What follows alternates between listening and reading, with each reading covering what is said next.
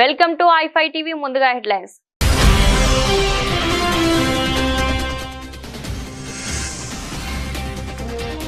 Trump కు Musk కీలక సూచన. టారిఫ్లపై తగ్గడమే మేలన్న డోస్ సారథి.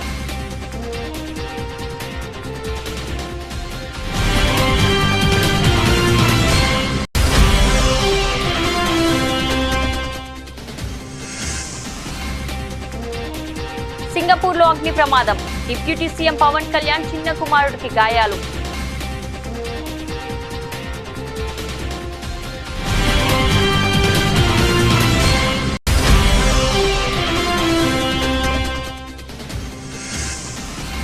జమ్మూ కాశ్మీర్ లో అమిత్ షా సుడిగాలి పర్యటన. బార్డర్ బీఎస్ఎఫ్ పోస్టుల పరిశీలన.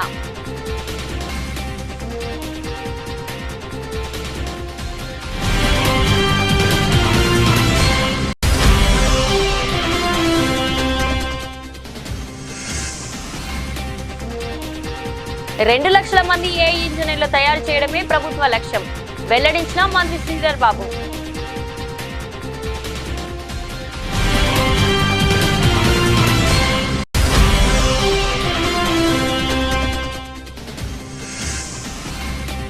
కురుబ లింగమయ్య కుటుంబాన్ని పరామర్శించిన మాజీ సీఎం వైఎస్ జగన్మోహన్ రెడ్డి. లింగమయ్య కుటుంబ సభ్యులతో మాట్లాడి వారికి ధైర్యం చెప్పిన వైఎస్ఆర్సీపీ అధినేత.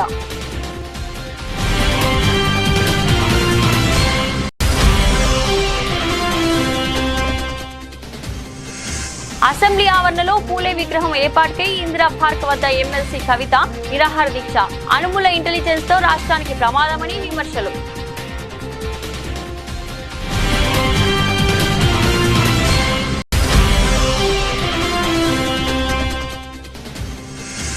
మచ్చబొల్లారంలోని హిందూ శ్మశాన వాటికను సందర్శించిన హైడ్రా కమిషనర్ రంగనాథ్. ఎట్టి పరిస్థితుల్లో డంపింగ్ యార్డ్ తో పాటు నిర్మాణాలు చేపట్టవద్దని ఆదేశం.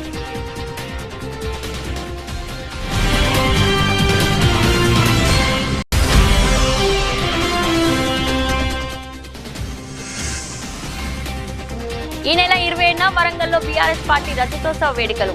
పండుగ వాతావరణంలో నిర్వహిస్తామన్న మాజీ మంత్రి ఎమ్మెల్యే తలసాని శ్రీనివాస్ యాదవ్.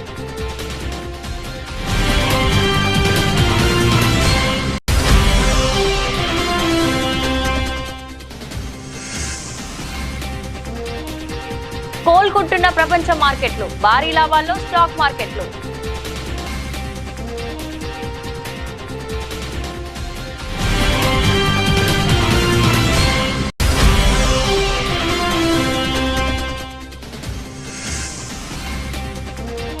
ఉత్కంఠ పోర్లో ఆర్సీబీదే విజయం. ముంబై 4వ ఓటమి.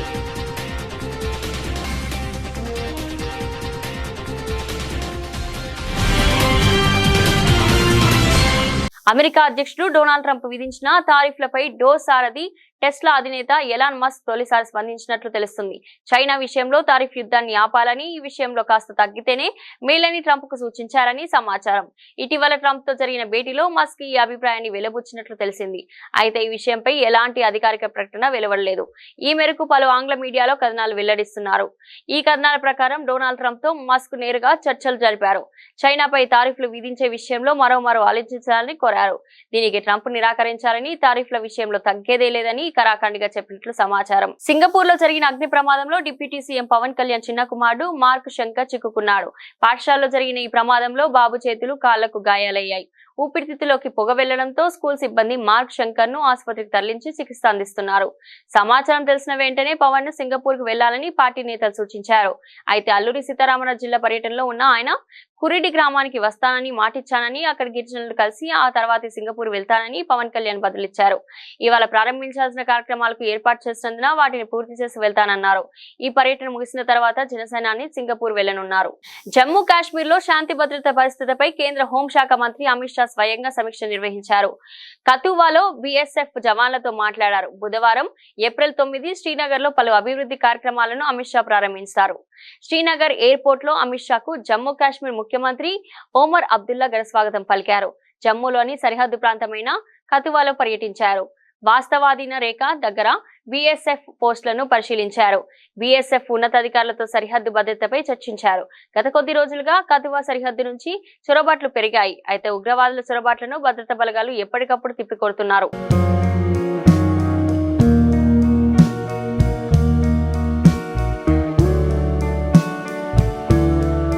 తెలంగాణ నుంచి 2 లక్షల మంది ఆర్టిఫిషియల్ ఇంటెలిజెన్స్ ఇంజనీర్లు తయారు చేయాలన్నదే తమ ప్రభుత్వ లక్ష్యమని రాష్ట్ర ఐటీ పరిశ్రమల శాఖ మంత్రి దుద్దిల్ల శ్రీధర్ బాబు అన్నారు. Consulate general of Singapore Edgar Pang నేతృత్వంలో ఆ దేశ ప్రతినిధులు డాక్టర్ బిఆర్ అంబేద్కర్ సచివాలయంలో మంత్రి శ్రీధర్ బాబుతో ప్రత్యేక సమావేశమయ్యారు. ఈ సందర్భంగా పలు కీలక అంశాలపై అవగాహన ఒప్పందం చేసుకున్నారు. తాజా నిర్ణయంతో రాష్ట్రంలో నిరుద్యోగ ఇంజనీర్లకు మేలు జరుగుతుందని ఈ సందర్భంగా మంత్రి శ్రీధర్ బాబు తెలిపారు. ఎమర్జింగ్ టెక్నాలజీస్ తో హబ్ గా తెలంగాణను మార్చేందుకు తీసుకుంటున్న చర్యలను ఈ సందర్భంగా మంత్రి శ్రీధర్ బాబు సింగపూర్ ప్రతినిధులకు వివరించారు. ఈ రంగంలో ఉపాధి అవకాశాలను అందిపుచ్చుకునేలా తెలంగాణ యువతను తీర్చిదిద్దుతామన్నారు. అంతర్జాతీయ ప్రమాణాలతో నెలకొల్పుతున్న ఫ్యూచర్ సిటీ అక్కడే ఏర్పాటు చేయబోతున్న ఏఐ యూనివర్సిటీ గురించి తెలిపారు. ఫ్యూచర్ సిటీలో భాగస్వామ్యం అయ్యేందుకు అనేక అంతర్జాతీయ సంస్థలు ముందుకొచ్చాయన్నారు. ఇటీవల దారుణ హత్యకు గురైన కురుబ లింగమయ్య కుటుంబాన్ని వైఎస్ఆర్సీపీ అధినేత మాజీ సీఎం వైఎస్ జగన్మోహన్ రెడ్డి పరామర్శించారు. లింగమయ్య కుటుంబ సభ్యులతో మాట్లాడి వారికి ధైర్యం చెప్పారు. ఆ కుటుంబానికి భరోసా ఇచ్చారు. అనంతరం వైఎస్ జగన్ మీడియాతో మాట్లాడుతూ చంద్రబాబు పాలనలో ఆంధ్రప్రదేశ్ రాష్ట్రం బీహార్ లాగా మారుతుందని మండిపడ్డారు. అలాగే పోలీసు అధికారులకు జగన్ వార్నింగ్ ఇచ్చారు. పోలీసులు చంద్రబాబుకు వాచ్మెన్ లాగా ప్రవర్తిస్తున్నారని ఆరోపించారు.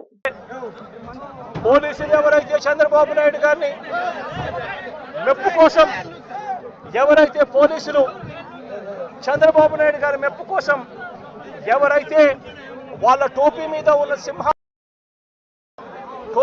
ఉన్న సింహాలకు సెల్యూట్ చేయకుండా చంద్రబాబు నాయుడు గారికి వాచ్మెన్ల కింద పనిచేస్తా ఉన్న ఆ ప్రతి పోలీస్ అధికారికి చెప్తా ఉన్నా, ఎల్లకాలం చంద్రబాబు నాయుడు గారి పరిపాలన సాగదు. చంద్రబాబు నాయుడు గారి పరిపాలన త్వరలోనే వస్తుంది. ప్రతి పోలీస్ అధికారికి కూడా చెప్తా ఉన్నా, మీ బట్టలు తీస్తామని చెప్పి ప్రతి పోలీస్ అధికారికి మీ యూనిఫామ్ తీస్తాం, చట్టం మిమ్మల్ని నిలబెడతాం, దోషులుగా మిమ్మల్ని నిలబెట్టి మీ యూనిఫామ్ తీయించి మీకు ఉద్యోగాలు లేకుండా చేస్తామని కూడా ఈ సందర్భంగా ఇప్పటికైనా చెప్తా ఉన్నా, ప్రతి పోలీస్ అధికారిలో కూడా మార్పు తెచ్చుకోండి. ఎల్లకాలం ఇదే పరిపాలన సాగదు. మీరు చేసిన ప్రతి పనికి కూడా వడ్డీతో సహా లెక్కేసి మిమ్మల్ని దోషులుగా నిలబెట్టి మీతో కక్కిచ్చే కార్యక్రమం ఖచ్చితంగా చేస్తామని చెప్పి కూడా ఈ సందర్భంగా ప్రతి పోలీస్ అధికారికి కూడా చెప్తా ఉన్నాం. నేను అడుగుతా ఉన్నా, ఇదే రకమైన పాలనకు సంబంధించి నేను క్వశ్చన్స్ అడుగుతా ఉన్నా. చంద్రబాబు నాయుడు గారిని అడుగుతా ఉన్నా, పోలీసులను అడుగుతా ఉన్నా, అయ్యా మీరు చేసేది న్యాయంగా ఉందా, మీరు చేసేది ధర్మంగా ఉందా అని చెప్పి నేను అడుగుతా ఉన్నా. మీరు చేస్తా ఉన్న ఈ రాంగ్ ప్రెసిడెంట్ వల్ల రాష్ట్రం ఈరోజు బీహార్ కన్నా నాశనమైన పరిస్థితుల్లో ఈరోజు తయారవుతా ఉంది. రాష్ట్రం ప్రతి చర్య మనం చేసేది డెమోక్రసీలో సిగ్గుతో తలంచుకునే కార్యక్రమానికి మీరంతా కూడా సిగ్గు లేకుండా చేస్తా ఉన్నారు. ఏఐ అంటే ఆర్టిఫిషియల్ ఇంటెలిజెన్స్ కాదని అనుముల ఇంటెలిజెన్స్ అని, ఈ అనుముల ఇంటెలిజెన్స్ తో రాష్ట్రానికి ప్రమాదమని బీఆర్ఎస్ ఎమ్మెల్సీ కల్వకుంట్ల కవిత అన్నారు. అసెంబ్లీ ఆవరణలో పూలే విగ్రహం ఏర్పాటుకై కవిత మంగళవారం ఇందిరా పార్క్ వద్ద నిరాహార దీక్ష చేశారు. ఈ సందర్భంగా ఆమె మాట్లాడుతూ ఆర్టిఫిషియల్ ఇంటెలిజెన్స్ తో చాలా ప్రమాదం ఉందని సీఎం రేవంత్ రెడ్డి అంటున్నారని, వాస్తవానికి అనుముల ఇంటెలిజెన్స్ తోనే రాష్ట్రానికి ప్రమాదమని వ్యాఖ్యానించారు. అనుముల ఇంటెలిజెన్స్ రాష్ట్రంలో విధ్వంసం సృష్టిస్తుందని కవిత అన్నారు. అనుముల ఇంటెలిజెన్స్ పక్కకు జరిగితే తప్ప రాష్ట్రం బాగుపడే పరిస్థితి కనిపించడం లేదని చెప్పారు. ప్రజలను మోసం చేయడమే అనుముల ఇంటెలిజెన్స్ పని అని విమర్శించారు. అనుముల ఇంటెలిజెన్స్ వాడి కులగణను తప్పుదోవ పట్టించారని, బీసీకి అన్యాయం చేస్తున్నారని అన్నారు. సర్వే వివరాలను అసెంబ్లీలో పెట్టకుండా ఆర్టిఫిషియల్ ఇంటెలిజెన్స్ వినియోగించి అధ్యయనం చేసిన తర్వాత రిజర్వేషన్ ఇస్తారంట అని ఎద్దేవా చేశారు. బీఆర్ఎస్ హయాంలో సమగ్ర కుటుంబ సర్వే వివరాలను వెబ్సైట్ లో పెట్టామని, కాంగ్రెస్ ప్రభుత్వానికి ఆ ధైర్యం ఎందుకు లేదని కవిత ప్రశ్నించారు. బిల్లుల ఆమోదం తర్వాత అన్ని పార్టీలకు ప్రధాని వద్దకు తీసుకెళ్తామని సీఎం అన్నారని, కానీ ఇప్పటి వరకు అఖిల పక్షాన్ని ఢిల్లీకి తీసుకెళ్లలేదని ఆరోపించారు. బీజేపీతో రేవంత్ రెడ్డికి లాలూచి ఉన్నదని, బీజేపీని కాపాడడం కోసం కాంగ్రెస్ పార్టీ ఢిల్లీకి అఖిల పక్షాన్ని తీసుకెళ్లడం లేదని ఆరోపణ చేశారు. ఆర్టిఫిషియల్ ఇంటెలిజెన్స్ తోని చాలా ప్రమాదం ఉందని హెచ్సియులో మనమేమో చేసినామని నిన్ననే మళ్ళా సీఎం గారు చెప్పిండ్రు. నాకైతే ఏమనిపిస్తుందంటే, ఇగో ఇది చూస్తుంటే ఆర్టిఫిషియల్ ఇంటెలిజెన్స్ అంటే ఏఐ అంటే ఆర్టిఫిషియల్ ఇంటెలిజెన్స్ కాదు, ఏఐ అంటే అనుమూల ఇంటెలిజెన్స్. ఏఐ అంటే అనుమూల ఇంటెలిజెన్స్. ఈ అనుమూల ఇంటెలిజెన్స్ వాడి మా కులగణను తప్పుదో పట్టించి బీసీ కులాలకు అన్యాయం చేసే ప్రయత్నం జరుగుతుంది తప్పితే ఇంకోటి కాదు. కాబట్టి ఈ అనుముల ఇంటెలిజెన్స్ మొత్తం రాష్ట్రంలో విధ్వంసం సృష్టిస్తున్నది. అనుముల ఇంటెలిజెన్స్ పక్కకు జరిగితే తప్ప రాష్ట్రం బాగుపడే పరిస్థితి కనబడతలేదు. అది కులగణన కావచ్చు, హెచ్సియు కావచ్చు, ఇంకోటి కావచ్చు. మేడ్చల్ జిల్లా మచ్చబొల్లారంలో ఇటీవల శ్మశాన వాటికను డంపింగ్ యార్డ్ గా మారుస్తున్నారని, పలు నిర్మాణాలు చేపడుతున్నారని కాలనీ వాసులు ఫిర్యాదు చేసిన నేపథ్యంలో రంగన శ్మశాన వాటిక స్థలాన్ని పరిశీలించారు. హిందూ శ్మశాన వాటిక కోసం కేటాయించిన స్థలాన్ని కబ్జా చేస్తూ డంపింగ్ యార్డ్ గా మార్చేందుకు ప్రయత్నించడం సరికాదని అన్నారు. హిందూ శ్మశాన వాటికలో ఎట్టి పరిస్థితుల్లో డంపింగ్ యార్డ్ తో పాటు నిర్మాణాలు చేపట్టవద్దని అల్వాల్ మున్సిపల్ డిప్యూటీ కమిషనర్ కు రంగన సూచించారు. డంపింగ్ యార్డ్ కోసం కేవలం 2 ఎకరాల స్థలాన్ని మాత్రమే కేటాయించారని, దాదాపు 5 ఎకరాలలో డంపింగ్ చేయడం సమంజసం కాదని అన్నారు. ఈ శ్మశాన వాటిక అంటే ఈ గ్రేవ్ యార్డ్ దగ్గరికి రావడం జరిగింది. ఇక్కడ గత కొన్ని రోజులుగా ఇక్కడ స్థానికులు ఇక్కడ చెత్తని డంప్ చేస్తారు. అంటే ఇది ఒక కలెక్షన్ యార్డ్గా వాడుతూ ఇక్కడ సార్టింగ్ స్టేషన్ కూడా పెట్టి ఇక్కడ జరుగుతున్న దీన్ని వీళ్ళకి యాక్చువల్గా అలాట్ చేసింది. అంటే ఇక్కడ చేస్తున్నటువంటి సంస్థ ఏదైతే ఉందో రామ్కి అనే వారు వాళ్ళకి కాంట్రాక్ట్ ఇవ్వడం, వాళ్ళు 2 ఎకరాలకి అలాట్ చేస్తే వాళ్ళు కొంచెం ఎక్స్ట్రాగా ఇంకొక 3-4 ఎకరాలు ఆక్రమించి చేశారనేది ఇక్కడ స్థానికంగా కంప్లైంట్. అంటే వాళ్ళకి ఇచ్చిన దానికంటే ఎక్కువగా ఉన్న ఏరియాలో తీసుకున్నారు. ప్లస్ చెత్త డంప్ చేయడం వల్ల ఇక్కడ వీళ్ళకి ఇక్కడ కొంత ఇబ్బందులు వస్తున్నాయి. ఉన్నట్టు చుట్టుపక్కల ఉన్న కాలనీస్కి అనేది కూడా that was another complaint. Plus ఇది గ్రేవ్ యార్డ్లో వీళ్ళు వర్క్స్ చేయడంతో అక్కడ చాలా చోట్ల ఏదైతే కనుక వీళ్ళు గతంలో పూడ్చినటువంటి ఇది రెమినెంట్స్ ఏదైతే ఉన్నాయో బోన్స్ ఇట్లాంటివన్నీ కూడా అవి కూడా ట్రేస్ అవుట్ అయ్యి దాంతో కొంత ఇబ్బందిగా ఉన్నదనేటువంటిది ఈ కంప్లైంట్స్ నేపథ్యంలో ప్లస్ రాజకీయ ప్రతినిధులు కూడా గత ఎక్స్ఎమ్మెల్యే గారు మైనపల్లి హనుమంతరావు గారు, ప్రస్తుత ఎమ్మెల్యే గారు రాజశేఖర్ రెడ్డి గారు, ప్రస్తుత ఎంపీ గారు ఈటల రాజేందర్ గారు, ఇక్కడ ఇది మన మల్కాజ్గిరి ఎంపీ గారు, వీరందరూ కూడా రిప్లై చేయడం జరిగింది. మొన్న శనివారం రోజున మంత్రి గారు శ్రీధర్ బాబు గారి దగ్గర నన్ను కూడా పిలిచారు. ఈటల రాజేందర్ గారు ఎంపీ గారు వచ్చినప్పుడు కూడా పిలిచినప్పుడు అక్కడ కూడా మీటింగ్ అయింది. సో పబ్లిక్ ఏదైతే ఈ ప్రాబ్లమ్ని ఎక్స్ప్రెస్ చేశారో ఈ ప్రాబ్లంకి ఒక సొల్యూషన్ తీసుకురావాలనేది మంత్రి గారు మాకు ఆదేశించారు. అట్లానే జిహెచ్ఎంసీ కమిషనర్ ఇలంబర్తి గారికి కూడా ఆదేశించారు. సో ఈ నేపథ్యంలో ఇక్కడికి రావడం జరిగింది. సో దీన్ని తప్పకుండా రిజాల్వ్ చేస్తాము. రిజాల్వ్ చేసి దీనికి అంత డిస్కషన్ మీద రిజాల్వ్ చేసి పబ్లిక్ ఏదైతే వాళ్ళ కన్సర్న్స్ ఉన్నాయో అన్నింటినీ కూడా తప్పకుండా అడ్రస్ చేసేదానికి చేస్తాము. సో అప్పటిదాకా ఇక్కడ ఏదైతే కన్స్ట్రక్షన్ యాక్టివిటీ జరుగుతుందో ఆ కన్స్ట్రక్షన్ యాక్టివిటీ కూడా జరగకుండా ఆపాలని చెప్పి కూడా మేము యాదాద్రి భువనగిరి జిల్లా యాదగిరిగుట్ట మండలం మూసాయిపేట గ్రామంలో పిఎస్సిఎస్ వరి ధాన్యం కొనుగోలు కేంద్రాన్ని తెలంగాణ రాష్ట్ర ప్రభుత్వ విప్ ఆలేరు ఎమ్మెల్యే శ్రీ వీర్ల ఐలయ్య గారు ప్రారంభించారు. ఈ కార్యక్రమంలో Aleru market committee chairman Ayanala Chaitanya Mahender Reddy, PSCS chairman Ramireddy, PCS డైరెక్టర్లు, రైతుల ప్రజలు పాల్గొన్నారు. ఈ సందర్భంగా ఎమ్మెల్యే వీర్ల ఐలయ్య గారు మాట్లాడుతూ, మూసాయిపేట నా సొంత గ్రామం లాంటిది. వ్యవసాయం చేసినా ఏ రైతు కూడా ఇబ్బంది పడకుండా ఉండాలని రైతులు తీసుకొచ్చిన ధాన్యాన్ని త్వరితగతిన కొనుగోలు చేయాలన్నట్లు తెలిపారు. రైతులు అమ్మిన 3 రోజుల్లోనే వారి ఖాతాలోకి డబ్బులు జమ చేసే విధంగా ఈ ప్రభుత్వం చర్యలు తీసుకుంటుందని అన్నారు. ఎంపీడీ ఎలక్షన్లు వస్తాయి, ఎవరు జెండాలు పట్టుకుందాం.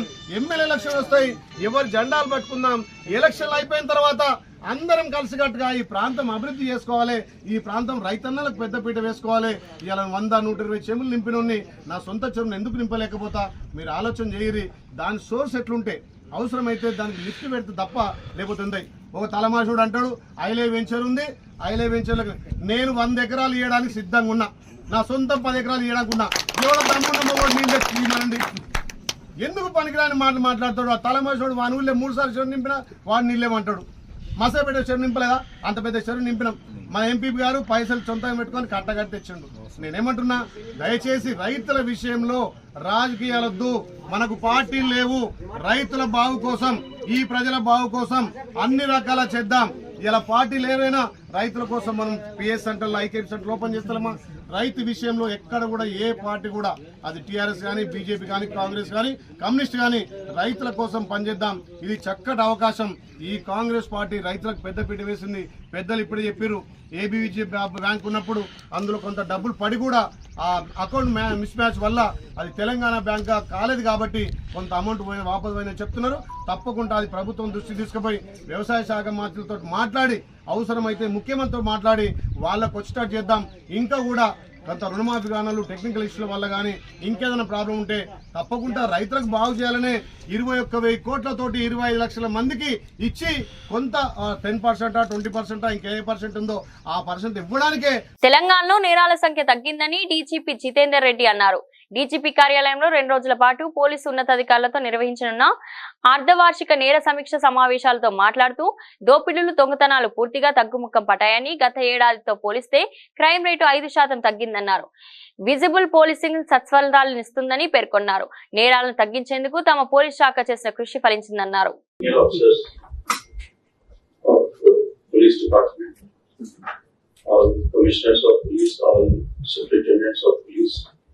ASPs under training, all ladies and gentlemen, good morning. I welcome all of you for this second half year crime victim for the period July to December 24. In fact, we scheduled it in January also and February also. Somehow we could not hold it, so it is little delayed, but whatever it may be. There are a lot of other issues also to be discussed, and we need to have a policy discussion also on some of the issues. So I welcome all of you. I request all of you to be alert, and if you feel that anybody needs to take a 5 minutes break or something, they can go and come back individually. Then we'll have discussion on almost all issues related to the police department. పండుగ వాతావరణంలో BRS party రజతోత్సవ వేడుకలు నిర్వహించనున్నట్లు మాజీ మంత్రి Sanath Nagar MLA Talasani Srinivas Yadav తెలిపారు. మంగళవారం తెలంగాణ భవన్ లో greater Hyderabad స్థాయి బీఆర్ఎస్ పార్టీ ముఖ్య నాయకుల సమావేశం మాజీ మంత్రి తలసాని శ్రీనివాస్ యాదవ్ అధ్యక్షతన జరిగింది. ఈ సందర్భంగా ఆయన మాట్లాడుతూ ఈ నెల 27వ తేదీన పార్టీ రజతోత్సవ వేడుకల సందర్భంగా అన్ని డివిజన్లలో పార్టీ పథకాలను ఆవిష్కరించడం జరుగుతుందన్నారు. పార్టీ ఆవిర్భవించి 20 సంవత్సరాలు అవుతుందన్న సందర్భంగా అదే రోజు వరంగల్ జిల్లా ఎల్కతుర్తిలో జరిగే భారీ బహిరంగ సభకు పెద్ద ఎత్తున తరలి వెళ్లనున్నట్లు చెప్పారు. బహిరంగ సభకు పార్టీ శ్రేణులను సన్నద్ధం చేసేందుకు రేపటి నుండి నియోజకవర్గ స్థాయి సమావేశాలను నిర్వహించడం జరుగుతుందని తెలిపారు. ఈ నెల 27వ తేదీన భారత రాష్ట్ర సమితి అంటే ఆ రోజుల్లో ఉన్నటువంటి తెలంగాణ రాష్ట్ర సమితి పార్టీ ఆవిర్భావం 25 వసంతాలు పూర్తి చేసుకుంటున్నటువంటి శుభ సందర్భంలో మా ప్రియతమ నాయకుడు కేసీఆర్ గారి నాయకత్వంలో మరి బ్రహ్మాండంగా 2001లో పార్టీని ప్రారంభించడమే కాకుండా 13-14 సంవత్సరాలలో తెలంగాణ సాధించడమే కాకుండా తెలంగాణ రాష్ట్ర ఆవిర్భావంతో పాటు మరి ఒక ఉద్యమ నాయకుడే రాష్ట్రానికి ముఖ్యమంత్రి కావడం, 10 సంవత్సరాల పరిపాలన ఈ దేశానికి ఆదర్శంగా రైతులు కానీ, యువకులు కానీ, మహిళలు కానీ, నిరుద్యోగులు కానీ మన గ్రామీణ ప్రాంతంలో నీళ్లు, కరెంటు లేకుండా సుమారు 65 సంవత్సరాలు ఇబ్బంది పడిన వాళ్లకు కేసీఆర్ గారి నాయకత్వం, వారికి ఉన్నటువంటి విజన్ అనేది ఏందో ఆ 10 సంవత్సరాల స్వర్ణ యుగాన్ని ప్రజలు చూసిర్రు. మరి 27వ తేదీన జరిగేటువంటి ఆవిర్భావం మా అందరికీ మా ఇంట్లో ఒక పండుగ రోజు, మా కుటుంబాలలో ఒక పండుగ రోజుగా భావించి దీన్ని బ్రహ్మాండంగా గ్రేటర్ హైదరాబాద్ పరిధి నుంచి కూడా భారీ ఎత్తున మేము అక్కడికి వెళ్ళాలనేటువంటి ఉద్దేశంతో ఈ రోజు ఒక మీటింగ్ ఏర్పాటు చేసుకోవడం జరిగింది. రెండోది రేపు ఎల్లుండి మీకు గోషామైల్ కానివ్వండి, నాంపల్లి కానివ్వండి, కార్వాన్ కానివ్వండి, అదేవిధంగా ఖైరతాబాద్ ఈ మీటింగ్లన్నీ రేపు ఎల్లుండి శ్రవణ్ గారు, కాలేరు వెంకటేష్ గౌరవ శాసనసభ్యుల ఆధ్వర్యంలో ఆ కార్యక్రమాలు జరుగుతాయి. రెండోది అన్ని నియోజకవర్గాలలో 12, 13వ తేదీన కూడా నియోజకవర్గాల్లో మీటింగ్ జరుగుతాయి. 20వ తేదీన ఈ నెల ఇక్కడనే భవన్ లో జనరల్ బాడీ మీటింగ్ జరుగుతుంది. మరి ఆ తర్వాత 27వ తారీఖున ప్రతి డివిజన్ లో కూడా జెండా ఆవిష్కరణ కార్యక్రమం చేపట్టడం, బ్రహ్మాండంగా అలంకరణ చేసుకోవడం. భారత స్టాక్ మార్కెట్లు నిన్నటి నష్టాల నుంచి క్రమంగా పుంజుకుంటున్నాయి. ఈ రోజు మార్కెట్ లో పాజిటివ్ ధోరణులు ప్రారంభమయ్యాయి. ఈ క్రమంలో సెన్సెక్స్ 1200, నిఫ్టీ 400 పాయింట్లకు పైగా లాభపడతాయి. ఆ వివరాలేంటో ఇక్కడ చూద్దాం. ట్రంప్ టారిఫ్ టెర్రర్ కారణంగా వరుసగా 3 రోజులుగా క్షీణతను చూస్తున్న ప్రపంచవ్యాప్తంగా మార్కెట్లు ఇప్పుడు కోలుకుంటున్నాయి. ఈ క్రమంలో నేడు భారత స్టాక్ మార్కెట్లు భారీ లాభాలతో ప్రారంభమయ్యాయి. సెన్సెక్స్ 1200 పాయింట్ల లాభంతో ట్రేడ్ అయింది. అదే సమయంలో నిఫ్టీ కూడా 400 పాయింట్లతో పెరిగింది.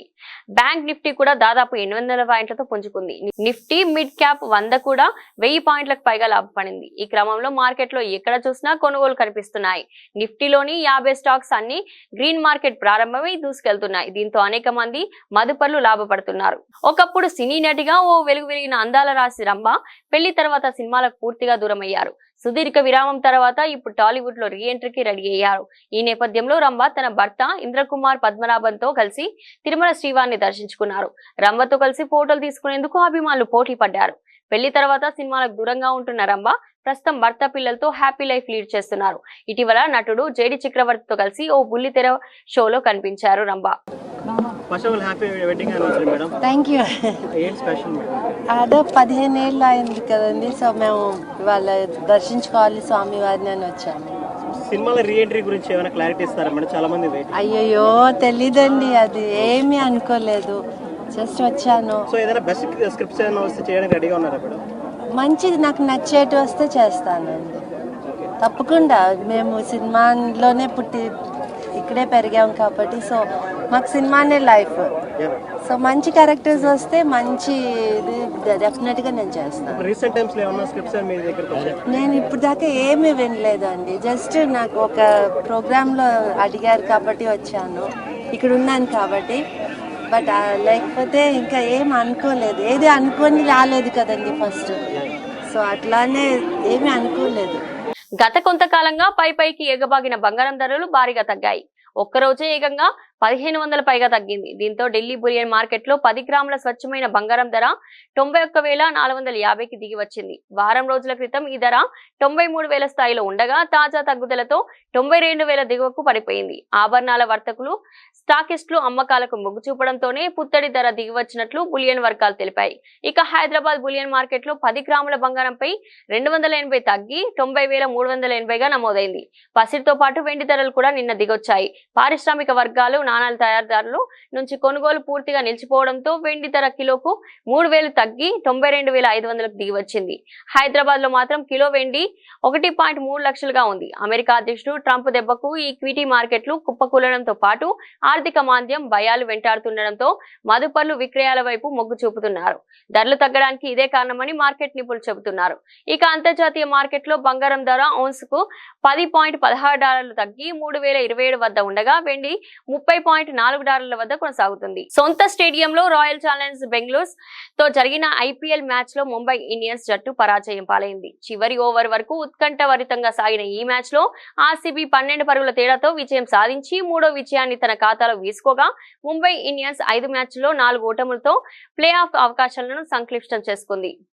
ఆర్సీబీ నిర్దేశించిన 222 పరుగుల లక్ష్యాన్ని ఛేదించే క్రమంలో ముంబై ఇండియన్స్ నిర్ణీత 20 ఓవర్లలో 9 వికెట్లు నష్టపోయి 209 పరుగులు మాత్రమే చేయగలిగింది. గతంలో 219 పరుగుల లక్ష్యాన్ని ఛేదించిన ముంబై ఈసారి మాత్రం 222 పరుగుల లక్ష్యాన్ని ఛేదించలేక చితికిలపడింది. రోహిత్ శర్మ 17 మరోమారు నిరాశపరిచాడు. మెరుపులు మెరిపిస్తాడనుకున్న సూర్యకుమార్ యాదవ్ కూడా అభిమానుల ఆశలను అందుకోలేకపోయాడు.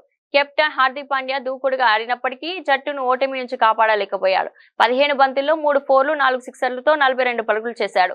తిలక్ వర్మ 29 బంతుల్లో 4 ఫోర్లు 4 సిక్సర్లతో 59 పరుగులు చేసి టాప్ స్కోరర్ గా నిలిచాడు. విల్ జాక్స్ 22 పరుగులు చేశాడు. చివరి ఓవర్ వరకు ఉత్కంఠగా సాగిన ఈ పోరులో ముంబై ఇండియన్స్ విజయానికి 13 పరుగుల దూరంలో ఆగిపోయింది. ఆర్సీబీ బౌలర్లో కృణాల్ పాండ్యా 4 వికెట్లు తీసుకోగా యష్ దయాల్, హెజల్ ఫుడ్ చెరో 2 వికెట్లు తీసుకున్నారు. బులెటిన్ ముగించే ముందు హెడ్లైన్స్ మరోసారి.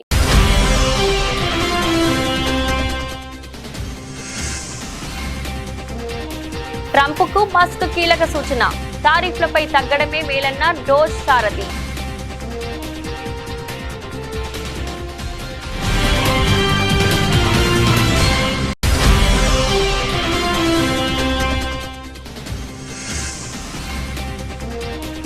సింగపూర్ లో అగ్ని ప్రమాదం, డిప్యూటీ సీఎం పవన్ కళ్యాణ్ చిన్న కుమారుడికి గాయాలు.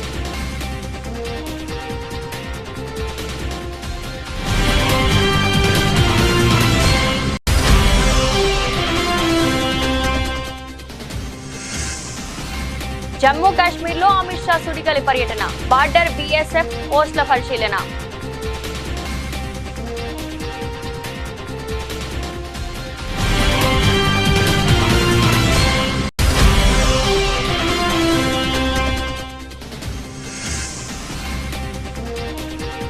2 లక్షల మంది ఏఐ ఇంజనీర్లు తయారు చేయడమే ప్రభుత్వ లక్ష్యం వెల్లడించిన మంత్రి శ్రీధర్ బాబు.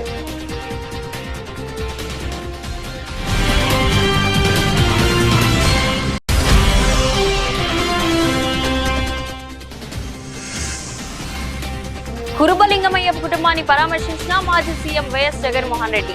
లింగమయ్య కుటుంబ సభ్యులతో మాట్లాడి వారికి ధైర్యం చెప్పిన వైఎస్ఆర్సీపీ అధినేత.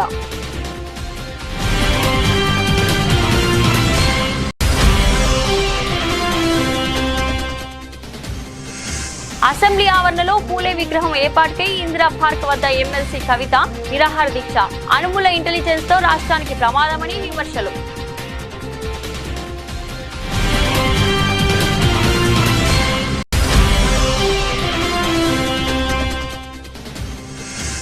మచ్చబొల్లారంలోని హిందూ శ్మశాన వాటికను సందర్శించిన హైడ్రా కమిషనర్ రంగనాథ్. ఎట్టి పరిస్థితుల్లో డంపింగ్ యార్డ్ తో పాటు నిర్మాణాలు చేపట్టవద్దని ఆదేశం.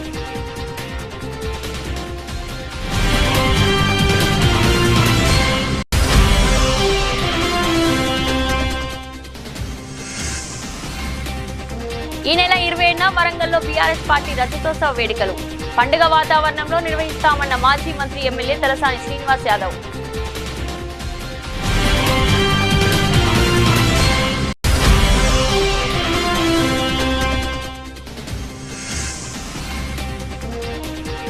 కోలుకుంటున్న ప్రపంచ మార్కెట్లు, భారీ లాభాల్లో స్టాక్ మార్కెట్లు.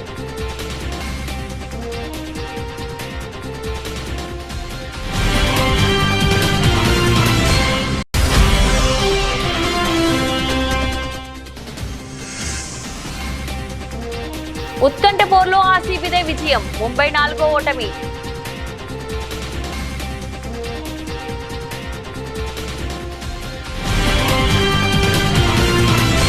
ఇది ఈ రోజు బులెటిన్. మరో బులెటిన్ లో మళ్ళీ కలుద్దాం. అంతవరకు సెలవు.